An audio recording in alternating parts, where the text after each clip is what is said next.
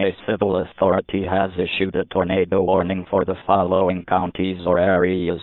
Lake, Illinois at 2:15 a.m. on July 21st, 2020, effective until 3 a.m. Tornado warning. The National Weather Service in Chicago has issued a tornado warning for Lake, Illinois and northeastern Illinois until 3 a.m. At 2:15 p.m., a severe thunderstorm capable of producing a tornado was located near Gurnee, moving southeast at 40 mph. Hazard tornado. Source radar indicated. Impact flying debris will be dangerous to those caught without shelter. Mobile homes will be damaged or destroyed. Damage to roofs, windows, and vehicles will occur.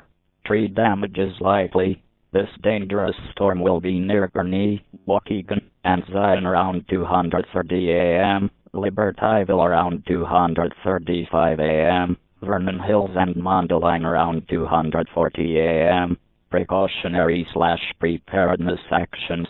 Take cover now. Move to an interior room on the lowest floor of a sturdy building. Avoid windows.